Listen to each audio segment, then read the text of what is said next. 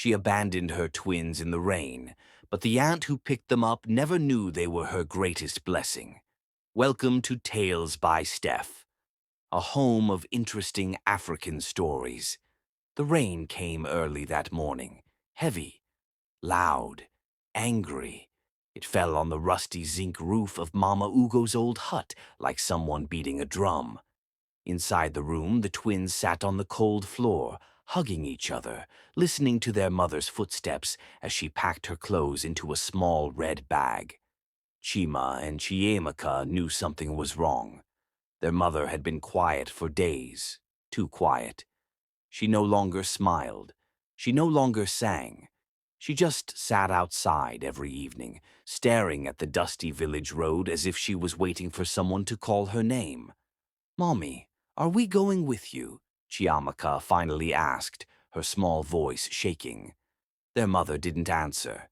She only tied her scarf tighter, grabbed the red bag, and walked to the door. When she opened it, the wind pushed rain into the room. Cold, sharp, unfriendly. "Mummy, please, don't leave us," Chima said, holding her wrapper. She removed his hand gently. "I have to go," she whispered. "I can't do this anymore. I will come back later." But the twins didn't understand. They were only 10. They didn't know what it meant when a mother says, "I can't do this anymore." They didn't know those words could break a person's heart and scatter their life like pieces of broken pot. Before they could ask anything again, she stepped out into the rain. She didn't look back, not once, not even for a second. The twins ran after her, barefoot, crying as the rain soaked them. But she kept walking. Her footprints disappeared behind her as the water washed the sand clean. By the time she turned onto the main road, a big yellow bus stopped and she climbed in. The door slammed. The engine coughed. The bus sped off. And that was it. Their mother was gone. The twins stood in the rain for a long time, confused and shaking. They didn't know where to go.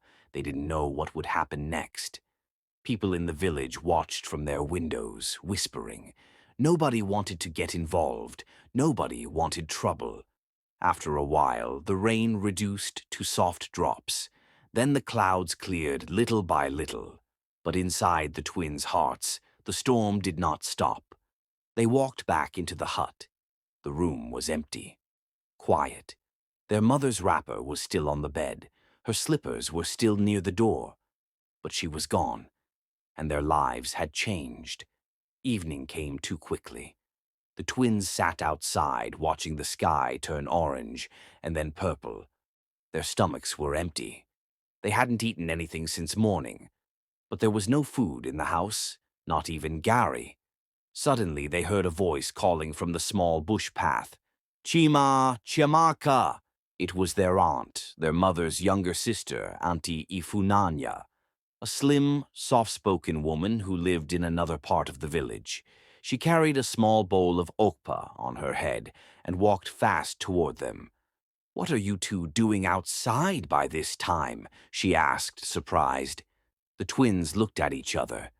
Their throats were too tight to speak. Aunty Ifunanya frowned. "Where is your mother?" Silence. "Talk to me, my children," she said, kneeling. "Is everything all right?" Chiamaka finally broke down. "She left us." Aunty Ifunanya's face slowly changed. First confusion, then shock, then worry. Her hands shook as she touched the twins' shoulders. "Left you? How?" she whispered. Chima wiped his tears. "She said she can't do this again. She entered a bus." For a moment, Aunty Ifunanya couldn't breathe. She sat on the ground, her okpa bowl falling to the side. She stared at the twins as if trying to understand what she just heard. Then she stood up abruptly. "Pack your slippers," she said quietly. "You are coming with me." The walk to her house took 10 minutes, but to the twins, it felt like hours. Every step reminded them of their mother. Every sound made them hope she would come running behind them, shouting their names. But she didn't. Inside Aunty Ifunanya's house, The twins saw how small the place was. One room and a tiny kitchen, a rusty fan turning slowly, a thin mattress on the floor, a small kerosene lantern. It wasn't much, but it felt warmer than their own home. "Sit," she said, bringing a basin of water for them to wash their faces. She warmed the oak paw and shared it between them. As they ate quietly, she sat opposite them, staring at the floor, thinking deeply. The truth was simple. She didn't have money. She barely survived on her petty trade. Adding 2 children to her life was going to shake everything, but she couldn't leave them. She loved them too much. Her heart was heavy, but her mind was clear. "I will take care of you," she said finally. The twins looked up at her. "You are safe here," she added. "I don't have much, but I have love, and I have God. We will manage together." It wasn't a promise made with excitement.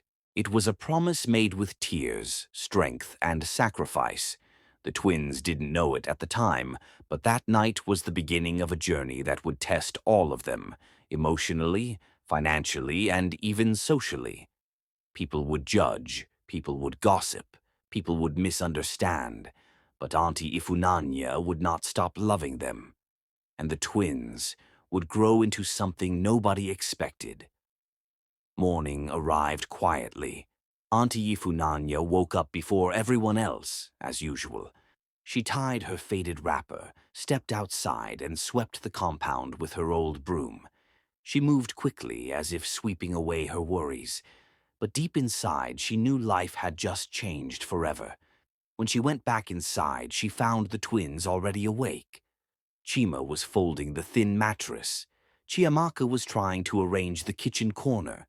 They were trying to help, trying not to be a burden, trying to earn their place.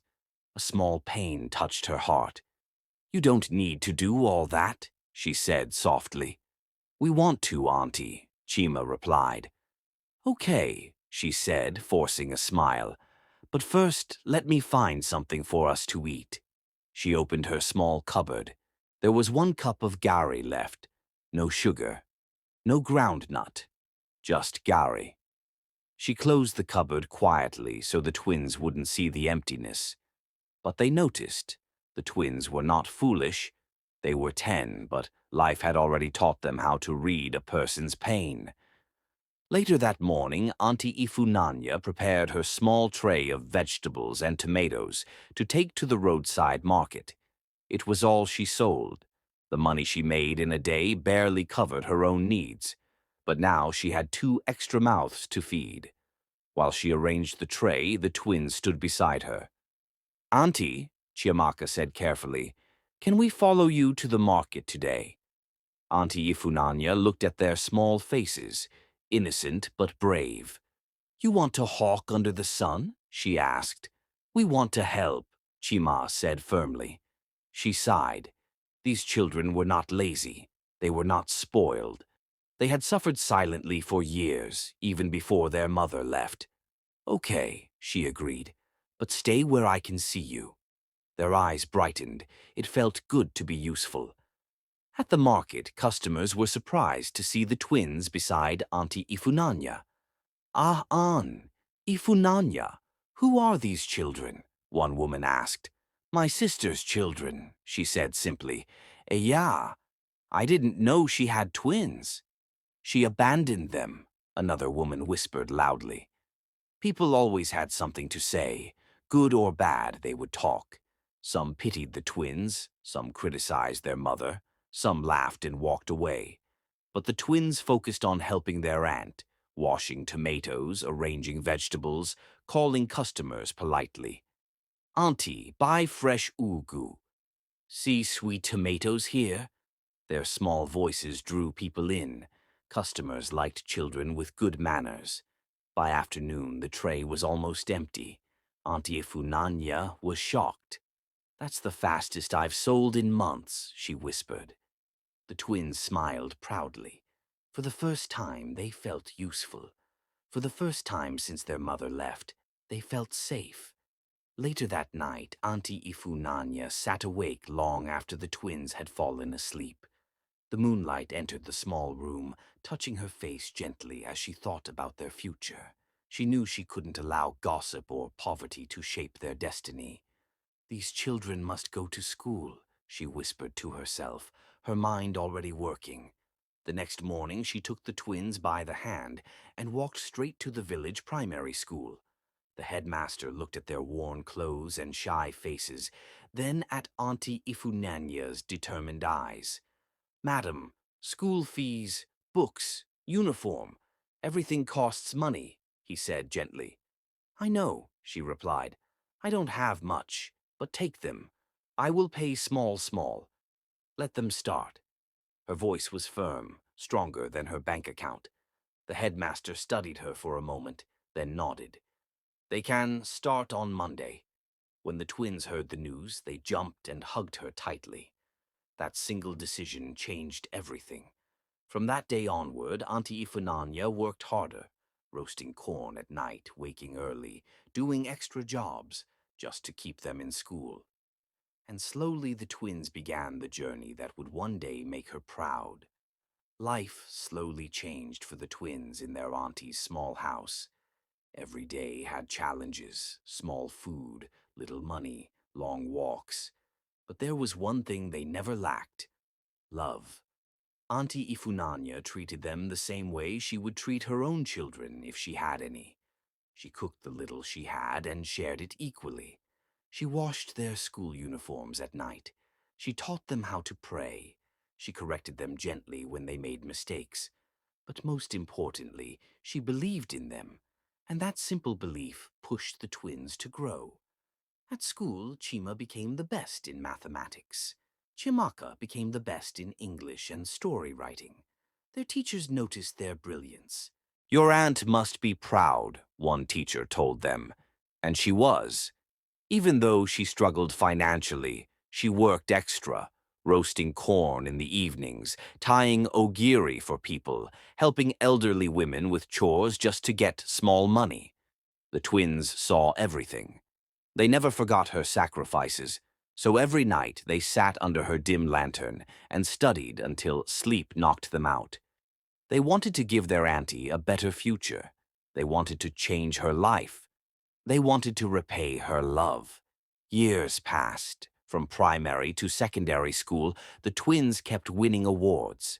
The school principal once visited their auntie and said, "These children are special. Don't give up on them." Auntie Ifunanya cried that night, tears of joy, not pain. "They will become great," she whispered. "God will reward their hard work." And God did. When Chima finished secondary school, he applied for a scholarship exam in the city. Over 500 students wrote it. Only one student won. Chima. His mathematics skills amazed the interview panel. They sponsored him to study engineering at university. Auntie Ifunanya danced around the compound that evening, praising God. Neighbors joined her. Not long after, Chiamaka's writing talent was discovered. A popular youth magazine published her emotional story titled "The Aunt Who Became Our Mother." The story went viral on social media. Radio stations talked about it. Her writing earned her sponsorship from a women's foundation who promised to train her as a journalist. Auntie Ifunanya couldn't stop crying. "God has remembered us," she said, wiping her tears. "My children will become great." The twins hugged her tightly. "Auntie, it's your blessing," Chima said. "You raised us," Chimaka added. "Everything we become is because of you." Within a few years, Chima became a respected engineer, known for designing solar-powered devices for rural homes. Chiamaka became a young, award-winning journalist, famous for her honest, emotional stories. Money came. Respect came. Doors opened. But the most beautiful part, they never forgot their auntie. They renovated her entire house, built a small shop for her, bought her new clothes, hired help for her. She lived like a queen, quietly, humbly, beautifully. People in the village said, "Ifunanya is a blessed woman. She raised those twins well." Everything was perfect, but life has a way of bringing old shadows back. One morning, the security man came inside the house. "Somebody is asking for you," he said. "A woman. She said she is your mother." A cold silence followed. Auntie Ifunanya froze. The twins froze. Their mother, the woman who left them in the rain, was standing outside the gate. Not because she missed them, not because she wanted to apologize, but because she had heard about their success. Her voice was shaky, her eyes filled with regret, and something else, something the twins could not describe. "Chima, Chiamaka, my children, I am back." But the question was, why now? And what did she really want? The compound was quiet, too quiet. Chima and Chiamaka stood at the gate staring at the woman who once walked away from them without looking back. Their mother. She looked nothing like the woman they remembered. Her scarf was worn out. Her slippers looked tired. Her eyes were full of shame and unexpected desperation. "Chima, Chiamaka," she whispered again. "My children, please let me in." A deep silence fell. The twins did not move. They didn't run to hug her. They didn't cry. They just stared. Auntie Ifunanya stepped forward calmly. "Why are you here?" she asked, her voice steady but cold. Their mother swallowed. I heard they are successful now," she said. "I have suffered. I have no one. Please, I want my children back. I want my family." The statement hit the twins like a stone. She wanted them back? After leaving them to suffer? After forgetting they even existed? After hearing they were successful? Auntie Ifunanya's body trembled with anger, but she held herself. "These children are grown now," she said. "You left them." Their mother burst into tears. I know I made mistakes. I was young, I was confused, I was poor. I thought leaving them was the only way I could survive." She knelt on the ground. "Please forgive me. I want to be part of their lives again." Chiamaka's eyes filled with tears, but not for the reasons their mother expected. She wasn't crying because she wanted her back.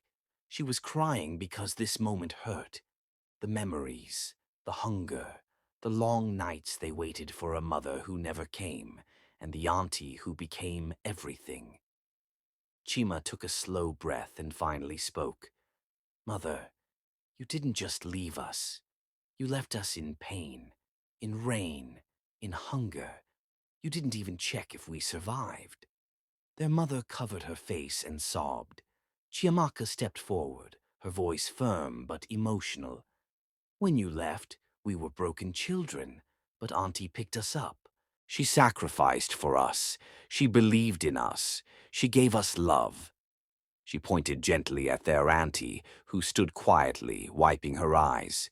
"She is our mother." The real mother looked up sharply, shocked by the truth.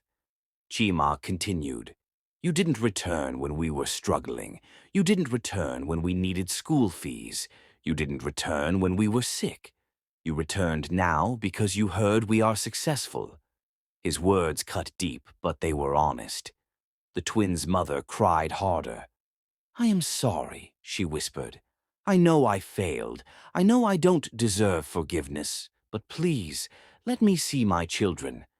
Auntie Ifunanya touched the twins gently. "Talk to her," she said softly. "It is your right." Chiamaka spoke first.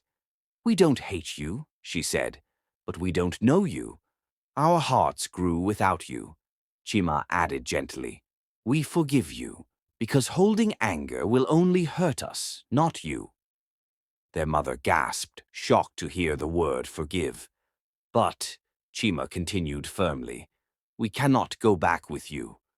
"We already have a home," Chiamaka said, "with someone who stayed." The twins each took one of their auntie's hands. Their mother bowed her head, crying silently. Not angry tears, not manipulative tears, but tears of realization. She lost her place the day she walked away. And the aunt, humble, gentle, hard-working Ifunanya, took that place with love. not blood. The twins made a decision. They would help their mother financially. They would check on her. They would not allow her to suffer, but she would not break the home they built with their auntie. Their mother stood, wiping her tears. "I understand," she whispered. "Thank you for forgiving me. And thank you, Ifunanya, for doing what I should have done." Auntie Ifunanya nodded quietly. "You are still their mother," she said, "but don't ever try to take them away. They are my children, too." Their mother nodded humbly. "I won't. I promise."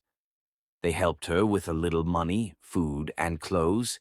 They even helped her find a small room in the next town. It wasn't rejection. It was healthy distance. It was balance. The twins continued to shine. Chima built a big engineering company. Chiamaka became a celebrated journalist and author. And through all their success, they never forgot their auntie. One evening, the twins and their auntie sat outside her new house, watching the sunset. Chiamaka laid her head on their auntie's shoulder. Chima held her hand. "Auntie," they said softly, "thank you for choosing us." A tear rolled down her cheek. "My children," she whispered, "thank you for making my sacrifice worth it." And that was the truth. She saved them when she had nothing. They honored her when they had everything. Thanks for watching. Please subscribe, like, and comment for more unique stories.